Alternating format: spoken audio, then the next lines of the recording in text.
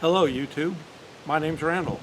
I thought I'd give you a little tour of my shop and property and some projects in progress and the metal shop, the new building I'm building. Okay, there's the back of the house and the Toyota pickup truck, and then over to the right here is the current workshop, which is going to be evolve into the woodworking only workshop. Maybe that's a tongue twister for me. You can see on the back of that we just built a greenhouse a couple years ago.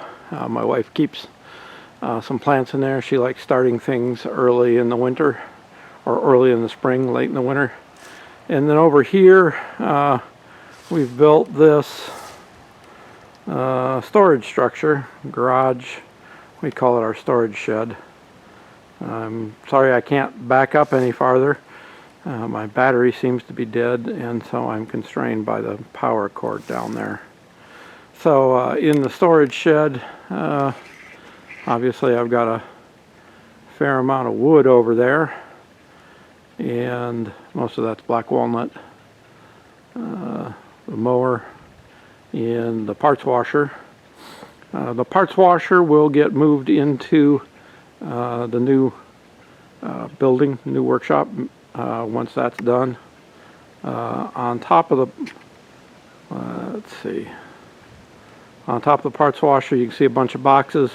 Just went to Monarch yesterday and picked up the electrical boxes, and oh, you can probably see the corner of it behind the mower there, some wire. And then the white boxes above the wire are a bunch of 8-foot LED strips that are going to go in the new workshop. So that'll be part of the wiring and stuff. There's a bunch of other junk back there. Probably the only thing of real interest to people might be the, I don't know if it's showing up well or if it's going to get washed out. Maybe that'll help. The green thing back there is a dual 6x12 hydraulic fed surface grinder. So that surface grinder is something I want to also work on once I get in the new shop. So all this will go together. You know, several of these things will go into the workshop. And then over here is the, off the side of it, maybe I can widen out again a little bit. Oops, I seem to get widened. We started to build this original, what you just saw on the right, and decided it wasn't big enough, so we added this storage wing onto it, which is currently more enclosed. In addition to the enclosed shop, the part on the right, I actually have a garage door. I mean to put a garage door on it at some point. It just hasn't happened yet. So inside the room there, I've got my steel stock, as well as a bunch of yard storage, miscellaneous tools, chainsaws, all the other things that go with the farm, chemicals and yada yada. So that's there. I'm looking forward to getting the metal stock out of there, so that that'll give us more general purpose storage room, and we can organize things a little better. Just panning off to the right here, way back there is my gooseneck flatbed, and sitting on the gooseneck is my big surface plate. I bought a it really essentially was a CMM table, coordinate measuring machine table, but I bought it as a large granite surface plate. It's roughly 90 by 50 or something like that, by a foot thick. So that's something like 6,000 pounds worth of granite sitting there. Once the new building is built, I'll unload it from the gooseneck trailer and put it in the shop. And for those of you who are cat fans, this is one of our cats over at the house. This is Boots, trying to convince me that I should pet him, pay attention to him, love on him, something, I don't know. He probably doesn't know either. So there's the house over there, and if I turn quite a ways, Oh, you can't quite see it, but okay, this is the outside of the driveway for the barn area. There's the horse trailer and lots of hay and the diesel pickup truck and the excavator, and there's the garage. I call that just a garage for working on vehicles ultimately, but I'll show you in just a second what's actually in there, complete with a couple of farm cats. And then over here is the paddock for the horses and the mare barn, and then there's the tractor and manure spreader and the runs for the stallions. Alright, so this is the inside of the, I guess I call this the garage. This was originally meant to be my shop for working on vehicles, tractors and the excavator, and occasionally even the trucks. But it's gotten taken over by a few machines here. I've got the big Kearney and Trekker sitting right in front of the camera. That's a Model 3K vertical built in 1944. There's a 10 horsepower motor in there. The machine weighs about 8,500 pounds, give or take. I don't have a scale that big. And then behind the Kearney and Trekker, you can see I've got a tool cabinet back there, and up in the, just almost out of frame on the middle there, is a 18,000 BTU heat pump, Pioneer mini split, that I use to warm this place up or cool it down when I want to work in here. Underneath the mini split, you see there's a panel there, and maybe I'll walk over there, walk the camera around and for a minute, but I'm trying to run it on a stand so you don't get seasick here. You can see the power panel for the three-phase rotary phase converter back there. It's a 20 horsepower idler motor on there. So it, when I tested it, that took about 200 amps briefly at when I first kicked the starter, kicked the idler motor on, and then once it settles down, just to run it, it runs around 9 amps off the 220. So that's kind of behind the Monarch, and then my big Monarch is over there. That's a 1967 Monarch 2516. I picked that up, about a year ago. I've been slowly working on putting it back together, making it work. The 20 horsepower motor that's in the rotary phase converter is actually the original motor out of the Monarch. I took the 20 horsepower motor out to make the phase converter and put a 10 horsepower motor in there because I figured 10 horsepower motor is plenty of power for casual use like me. You can see I've got a strapper on the tailstock and a hoist on that. I'd actually done that to weigh the tailstock. And as I recall, that tailstock alone weighs something like 675 pounds, pretty horrendously heavy. The cross slide is off of that Monarch right now. I took that off. It was working, but a little bit more drag in there than I was comfortable with. Made it a little hard to hit numbers exactly. And I took that off to clean it up. It is a little bit of a complicated cross slide because this Monarch originally had an electronic tracer on it.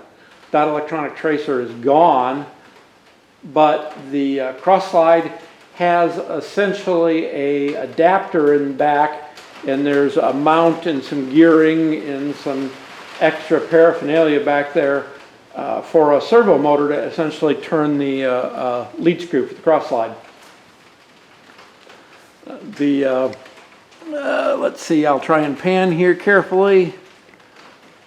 The crane sitting over the Monarch is actually something I built. I built it because I needed to unload the Monarch. That Monarch weighs, again, I'm guessing based on numbers. It originally weighed over 12,000 pounds, but that was with all the electronic tracer equipment on it. With the electronic tracer equipment gone and just the base lathe, my guess is it weighs in right at about 10,000 pounds. And I built that crane. I backed my gooseneck trailer in here with the Monarch on the gooseneck trailer, and then used that crane to hoist the Monarch off the trailer, and then drove the trailer out from underneath it. And then I rolled it over into that corner using skates and toe jacks and a little bit of help from the tractor at some point. So that's how that got set up there. The crane actually does extend up higher. I've got it sitting on its lowest position right now. To unload it from the trailer, I had to hoist it up. That was as much as I'd ever want to lift with a crane like that. Doesn't matter how well you design the crane and how heavily you build it, it's still a scary prospect. Just hoisting something that big. If you think about something that big dropping 3 feet and hitting the concrete, it probably would, I'd be afraid that the concrete chips would end up embedded in the wall. Maybe that's me just being paranoid, but yeah. And then panning a little farther to the right, somewhat carefully, over here is a Thompson surface grinder that is completely in need of some help. So when I move into the new shop, that will be one of my projects, is essentially going through that and getting that working. The table is on the floor. Can we see? Yeah, we'll have to tilt it down. On the floor to the right of it, it has both a spindle motor and a hydraulic motor. The hydraulic motor is the large casing off the left side. I'll need to take that completely apart. It has wells and plumbing for a coolant pump, but there is no coolant pump, so I'll have to buy a coolant pump. So that's a project that I'll want to tackle, but I look forward to having a nice surface grinder. That one is a 8x16, if I remember correctly, or 8x24. Sorry, 8x24 Thompson. So that will be, excuse me, that will be another project. Again, I don't want to start any new project while I'm still working in the shop, working on building the shop, so things are kind of in pandemonium here.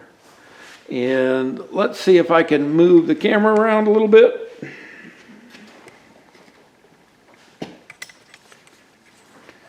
Okay. Okay, I'm standing at the tailstock end of the big Monarch here. On the floor there, behind it, what you're seeing is the idler motor for the rotary phase converter going up to the control panel, basically a capacitor bank, and then let's see if I can move the camera around here beyond the crane leg. Above the control panel is my three-phase circuit breaker panel. And all of that will get moved to the new shop once the new shop is built, but for now it's plumbed in over here. And a little bit more on the Monarch. I mentioned that the cross slide is interesting. There, give you a little bit of a look at the mechanism at the back of the lead screw, where there used to be a servo motor mounted down there, and obviously a cable and some bearings and some wires in there that all could be cleaned up. Also, that what was back there is, and you can see the fill port if I move you over slowly, you can see the fill port on the back side or the far side. It's really the headstock side of that assembly, and this had an oil reservoir in it, and that oil reservoir used a pump off of that whatever servo motor was back here, and that pump lubricated the carriage, lubricated the cross slide and perhaps the back of the carriage. I need to take that apart and trace exactly where those lines go and figure out what to do as an alternative lube system. With no motor back here, obviously there's nothing to turn the old oil pump. My guess, and again I don't know because I don't have all the components, the original components of the electronic tracer. The wires back there actually go into an electronic clutch. So my guess would be the servo motor here turned whenever the lathe was powered on, and then the clutch was engaged and disengaged as needed for the to drive the lead screw when it was under electronic tracer mode. And we'll move around here carefully and slowly and make you all seasick. Here, let's see, let me look at it this way. Tilt. That's the lead screw. Interestingly, that lead screw, the nut on that lead screw has both the main nut and then this part, which turns independently and jams up against the nut to take the backlash out, so that any backlash in that nut is pressed up by this. Okay, so that needs to be turned up tight against there. Now when it's loose, I can't feel any backlash with my fingers, but that's not a lot of pressure on there.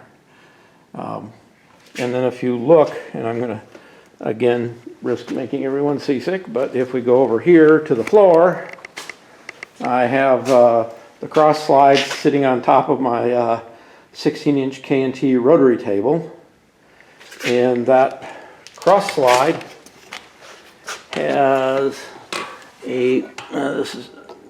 has a worm gear in it. That worm gear has a little plate at this end that you can actually turn that worm gear and or lock it, and that allows that jam nut on the lead screw to be tightened, so you can basically take the backlash out of the lead screw. So, all right, and I've got a second TIG welder sitting over here. Here's the back side of that Thompson. Again, a project I need to dig into. I basically forklifted it off my trailer when I got it here, sat it down, and there it sits. Building the new shop has taken up most of my time. And then over there, you can see the parts for the, let me see if I can zoom up a little bit. Over there you can see the original, I call that a 4-way tool post for the Monarch, and then the existing CA tool blocks, and a bunch of other crap on the table, including the dials for the cross slide. So, and then we can look back here, and I'll widen it out a little bit. There's a front view of the K&T. I really like that machine. I've got a 6-inch Kennametal face mill in there, and it's just fun to put something in there and spew chips all over the floor here. So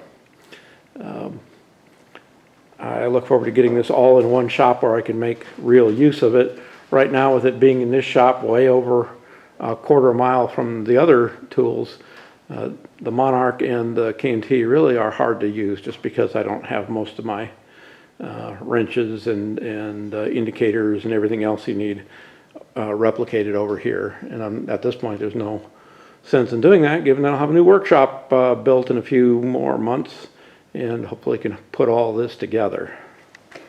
So on the floor there's the compound and CA Aloris post for the K&T, and the piece of metal over there with the drill sitting in the middle of it is just something I happen to chuck up in the K&T, chuck up in the Monarch, just to try turning something of reasonable size in it, just for fun. So that's basically a piece of scrap. And the rest of the stuff over here is sort of stuff that's accumulated. There's the door to the kitchenette and bathroom, and then up the stairs. This is a 12-foot high ceiling, And there's not a lot of room there, but just above the kitchenette, you can see I got about 3 feet, 4 feet, something like that of storage space I just used to throw miscellaneous junk up there. So that's this room, this garage. And again, I'm going to clean this out once the new building is built. The machines will leave here. This will get cleaned out and converted into a mechanic space for working on the vehicles. Okay, we'll pause it for a second.